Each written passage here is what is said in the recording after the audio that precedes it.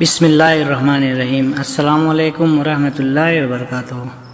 رات کا پچھلا پہر گزر چکا تھا کہ چاند بھی ساری رات کے مزے لے کر چھپنے والا تھا۔ یثرب کے کالا کھجور کے باغ میں ایک خوبصورت گھر تھا۔ گھر میں ایک کمرے میں یہودیوں کے سب سے بڑے عالم امام حسین بن سلام توریت کا مطالعہ کر رہے تھے۔ اس دن بھی وہ توریت کا وہی حصے کا مطالعہ کر رہے تھے جس حصے میں آخری نبی صلی اللہ علیہ وسلم کے ظہور کی بشارت تحریر ہے۔ حسین کچھ عرصے سے محسوس کر رہے ہیں کہ وہ جب بھی توریت کی ان آیات کا مطالعہ کرتے ہیں تو انہیں عجیب و غریب کیفیت سے گزرنا پڑتا ہے۔ انہیں توریت میں تحریر کردہ آخری نبی صلی اللہ علیہ وسلم کی آمد کی تمام نشانیاں پوری ہوتی نظر آ رہی تھیں۔ ایک صحیفے میں تو یوں لکھا تھا، ان کے لوگ انہیں مکہ سے ہجرت کرنے پر مجبور کر دیں گے اور وہ یثرب میں مستقل قیام کریں گے۔ حسین بن سلام سوچنے لگے، تو کیا میں اللہ تعالیٰ کے اس آخری رسول صلی اللہ علیہ وسلم کا دیدار کرنے کا شرف حاصل کر سکتا ہوں، کیونکہ میں یثرب میں رہتا ہوں اور وہ جلد اس شہر میں آئیں گے؟ یہ سوال ایک شدید خواہش کے روپ میں ڈھل کر انہیں بے چین و بے قرار کرنے لگا۔ حسین بن سلام کا شمار یہودیوں کے سب سے بڑے عالم، امام اور سرداروں میں ہوتا تھا۔ یہی وجہ ہے کہ دور دور سے یہودی ان سے فیض یاب ہونے کے لیے آتے تھے۔ انہیں توریت اور انجیل پر مکمل عبور حاصل تھا۔ آپ یہودیوں کے ایک قبیلے بنو کنکا کے ایک فرد تھے جس کا سلسلہ حضرت یوسف علیہ السلام سے ملتا ہے۔ یہ غیر نبوی کی بات ہے کہ جب بنو خزرج کے 6 افراد مکہ مکرمہ گئے اور رسول اللہ صلی اللہ علیہ وسلم کے ہاتھ پر اسلام قبول کر کے یثرب واپس آ گئے، حسین بن سلام کو اطلاع ملی تو انہوں نے ان افراد سے ملاقات کی اور رسول اللہ صلی اللہ علیہ وسلم کے بارے میں تفصیلات معلوم کی۔ وہ لوگ جیسے جیسے تفصیل بیان کرتے جاتے ہیں، حسین کی آنکھوں میں توریت کی تحریر کردہ علامتیں حقیقت کا روپ دھار کر آتش شوق بھڑکاتی جا رہی تھی۔ اب ایک علامت کی تصدیق اور باقی تھی، اور وہ تھی یثرب کی طرف ہجرت۔ حسین بن سلام اللہ سے دعا مانگتے تھے کہ اے خداوند قدوس، مجھے اتنی زندگی عطا فرما کہ میں شہر یثرب میں تیرے آخری نبی صلی اللہ علیہ وسلم کی زیارت کر کے ان کے ہاتھ پر بیعت کر لوں۔ اب ان مسلمانوں سے ملاقات نے ان کی بے چینی اور بے قراری میں اضافہ کر دیا۔ وہ زیارت محمد صلی اللہ علیہ وسلم کے لیے بےتاب رہنے لگے تھے۔ حسین کہتے ہیں کہ ایک صبح میں اپنے باغ میں درختوں سے کھجوریں اتروا رہا تھا۔ میری چچی خالدہ بنت حارث بھی میرے ساتھ تھی۔ میں نے سنا کہ ایک شخص رسول اللہ صلی اللہ علیہ وسلم کی مدینہ منورہ آمد اور قباء میں قیام کا اعلان کرتا پھر رہا ہے۔ اس خبر نے میرے جسم میں بجلی سی دوڑا دی اور بے اختیار میرے منہ سے نکلا، اللہ اکبر، اللہ اکبر۔ چچی نے یہ سن کر مجھے برا بھلا کہا اور بولی، موسیٰ بن عمران علیہ السلام کی آمد کا سنتا تو یہ نعرہ لگاتا۔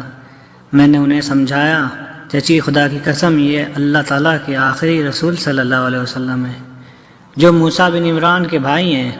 چچی بولی، اچھا، جن کے بارے میں تم ہمیں توریت کی آیات پڑھ کر سناتے رہے ہو؟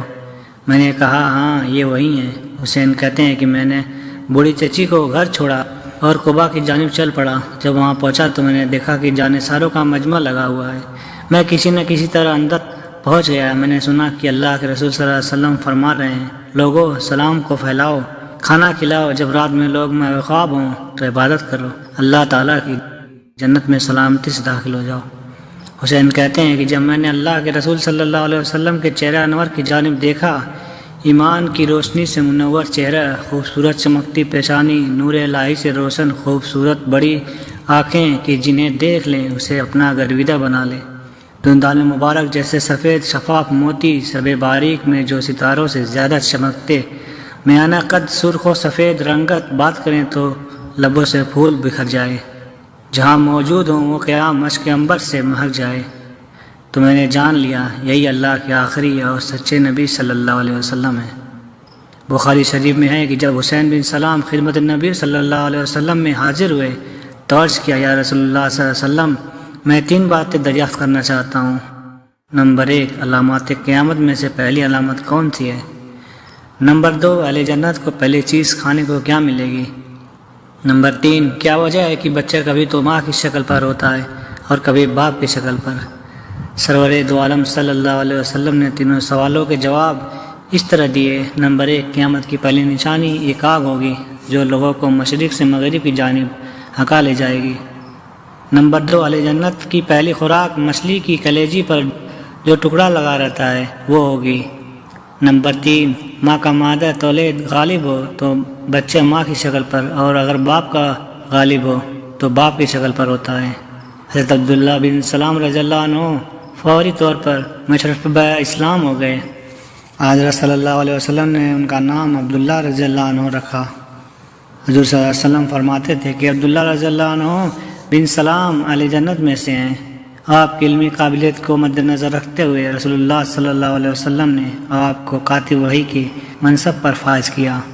وہ گھر تشریف لائے اور تمام اہل خانہ کو اسلام کی دعوت دی، جس پر سب نے اسلام قبول کر لیا۔ ان میں آپ کی چچی حضرت خالدہ رضی اللہ تعالیٰ عنہا بھی شامل تھیں، لیکن آپ رضی اللہ تعالیٰ عنہ نے گھر والوں کو ہدایت کی کہ فی الحال چند دنوں کے لیے اپنے مسلمان ہونے کو ظاہر نہ کریں۔ گھر والوں کو مشرف اسلام کر کے آپ رضی اللہ عنہ واپس نبی کریم صلی اللہ علیہ وسلم کی مجلس میں تشریف لے گئے۔ حضرت عبداللہ بن سلام رضی اللہ عنہ نے رسول اللہ صلی اللہ علیہ وسلم سے عرض کیا، یا رسول اللہ صلی اللہ علیہ وسلم، سب یہودی جانتے ہیں کہ میں ان کا سردار اور ان کے سردار کا بیٹا ہوں۔ آپ صلی اللہ علیہ وسلم ان سے میرا حال تو دریافت فرمائیے۔ رسول اللہ صلی اللہ علیہ وسلم نے یہودیوں کو بلوا لیا۔ یہودی آئے تو حضرت عبداللہ بن سلام رضی اللہ عنہ گھر کے اندر چھپ گئے۔ رسول اللہ صلی اللہ علیہ وسلم نے یہودیوں کو اسلام کی دعوت دی، مگر انہوں نے قبول کرنے سے انکار کر دیا۔ پھر رسول اللہ صلی اللہ علیہ وسلم نے ان سے پوچھا، اچھا یہ بتاؤ کہ حسین بن سلام تم لوگوں میں کیسا آدمی ہے؟ انہوں نے کہا، وہ ہمارے سردار ہیں، ہمارے سردار کے بیٹے ہیں، ہم سب سے زیادہ عالم اور ہم سب سے زیادہ عالم کے بیٹے ہیں، وہ ہم سب سے بہتر آدمی کے بیٹے ہیں۔ رسول اللہ صلی اللہ علیہ وسلم نے فرمایا، اگر وہ مسلمان ہو جائیں۔ یہودی کہنے لگے، وہ ہرگز مسلمان نہیں ہوں گے۔ رسول اللہ صلی اللہ علیہ وسلم نے فرمایا، اے ابن سلام باہر آ جاؤ۔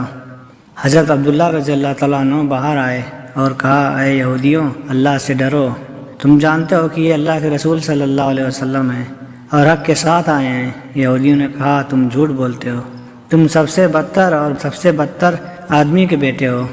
حضرت سعد رضی اللہ عنہ کہتے ہیں کہ رسول اللہ صلی اللہ علیہ وسلم نے ان کی زندگی میں ان کے لیے جنت کی بشارت دے دی تھی۔ حضرت عبداللہ بن سلام رضی اللہ عنہ کے چہرے سے خشوع ظاہر ہوتا تھا۔ ایک دن ان سے کہا گیا، لوگ کہتے ہیں کہ آپ رضی اللہ تعالیٰ عنہ جنتی ہیں۔ کہنے لگے، اللہ کی قسم، کسی کو یہ سزاوار نہیں کہ وہ ایسی بات کہے جس کا اسے علم نہ ہو۔ میں تمہیں بتاتا ہوں کہ اس کی وجہ کیا ہے۔ ایک مرتبہ میں نے خواب میں دیکھا کہ میں ایک باغ میں ہوں جو بہت وسیع اور سبز و شاداب تھا۔ اس کے درمیان لوہے کا ایک ستون تھا جس کا اوپر کا حصہ آسمان میں تھا۔ اس کے اوپر ایک کڑا لگا ہوا تھا۔ مجھ سے کہا گیا کہ چڑھو۔ میں نے کہا، میں نہیں چڑھ سکتا۔ پھر ایک خادم آیا، اس نے پیچھے سے مجھے اٹھایا، پھر میں اس پر چڑھ کر اس کی بلندی تک پہنچ گیا اور وہ کڑا پکڑ لیا۔ پھر مجھ سے کہا گیا، مضبوطی سے پکڑے رہو۔ میں نے یہ خواب رسول اللہ صلی اللہ علیہ وسلم سے بیان کیا تو آپ صلی اللہ علیہ وسلم نے فرمایا، وہ باغ اسلام ہے، وہ ستون اسلام کا ستون ہے اور وہ کڑا مضبوط کڑا ہے، تم اس پر قائم رہو گے یہاں تک کہ تمہیں موت آ جائے گی۔ حضرت عبداللہ بن سلام رضی اللہ عنہ نے غزوہ بدر اور احد میں شرکت کی یا نہیں، اس بات پر سیرت نگاروں میں اختلاف پایا جاتا ہے۔ تاہم طبقات ابن سعد میں ان کی دونوں غزوات میں شریک ہونے کی تصدیق ملتی ہے۔ البتہ غزوہ خندق کے بعد ہونے والے غزوات میں وہ شریک رہے۔ اپنے وقت کے بہت بڑے فقیہ اور قرآن پاک کے عالم حضرت معاذ بن جبل رضی اللہ تعالیٰ عنہ کا جب آخری وقت آیا تو لوگوں نے ان سے وصیت کی درخواست کی۔ انہوں نے کہا، علم اور ایمان دو ایسی چیزیں ہیں کہ اگر کوئی شخص ان کا طلبگار ہو تو یہ چیزیں اسے مل جاتی ہیں۔ تمہیں اگر علم کی طلب ہو تو اسے 4 لوگوں سے حاصل کرو، عبداللہ بن مسعود رضی اللہ عنہ، سلمان فارسی رضی اللہ عنہ، ابو درداء رضی اللہ عنہ اور عبداللہ بن سلام رضی اللہ عنہ۔ پھر فرمایا، عبداللہ رضی اللہ تعالیٰ عنہ بن سلام وہ شخص ہیں جو یہودی تھے، پھر مسلمان ہوئے۔ میں نے رسول اللہ صلی اللہ علیہ وسلم کی زبانی سنا ہے کہ عبداللہ بن سلام عشرہ مبشرہ کی طرح ہیں۔ مدینہ منورہ میں برسوں سے آباد یہودی معاشی، معاشرتی اور سیاسی اعتبار سے بہت ہی طاقتور اور حیثیت کے حامل تھے۔ نبی اکرم صلی اللہ علیہ وسلم کو اس بات کا احساس تھا کہ مدینہ ہجرت کے بعد اگر کوئی بڑی قوت مسلمان کو کوئی تکلیف پہنچا سکتی ہے تو وہ یہودی ہی ہوں گے۔ رسول اللہ صلی اللہ علیہ وسلم حالات کی بہتری کے لیے دعا فرماتے رہتے۔ ہجرت کے فوراً بعد یہودیوں کے سردار اور سب سے بڑے امام کا مسلمان ہو جانا اللہ کی جانب سے ہجرت کے بعد مسلمانوں کو پہلا تحفہ تھا۔ ابن سلام کے اس فیصلے نے یہودیوں کو ہلا کر رکھ دیا اور ان کے مذموم عزائم خاک میں مل گئے۔ چنانچہ اس فیصلے نے یہودیوں کو فوری طور پر مسلمان کے خلاف کسی بڑی سازش سے باز رکھا۔ عبداللہ بن سلام رضی اللہ عنہ کے ساتھ اور ان کے خاندان اور قبیلے کے کئی سرکردہ یہودی بھی مسلمان ہو چکے تھے۔ اس طرح اسلام کا انقلابی پیغام ان کے گھروں کے اندر داخل ہو چکا تھا۔ خاص طور پر یہودیوں کی نوجوان نسل کو اسلام کے انقلابی نظریے میں بہت زیادہ کشش محسوس ہوتی تھی۔ حضرت عبداللہ بن سلام کے قبول اسلام نے یہود کے ناقابل تصور کیے جانے والے اتحاد کی بنیادیں ہلا دی۔ چنانچہ بنو اوف سمیت یہودی قبائل بنی کنکا، بنی نفیر، بنی قریظ اور کرب و جوار کے دیگر یہودی مسلمانوں سے معاہدہ کرنے پر مجبور ہو گئے، لیکن اس کے باوجود بنو نفیر سمیت اکثر انتہا پسند یہودی مدینہ سے خیبر منتقل ہو گئے۔ رسول اللہ صلی اللہ علیہ وسلم عبداللہ بن سلام رضی اللہ عنہ سے بہت محبت کرتے تھے اور دربار رسالت صلی اللہ علیہ وسلم میں ان کا خاص مقام تھا، جن کی وجہ سے مسلمانوں کے خلاف کوئی بڑی سازش کرنے میں ناکام رہے۔ اللہ تعالیٰ نے قرآن کریم میں بھی آپ رضی اللہ تعالیٰ عنہ کا ذکر کیا۔ مفسرین کے مطابق سورہ رات کی آخری آیت اور سورہ احقاف کی 10ویں آیت میں حضرت عبداللہ بن سلام رضی اللہ عنہ ہی کی طرف اشارہ کیا گیا ہے۔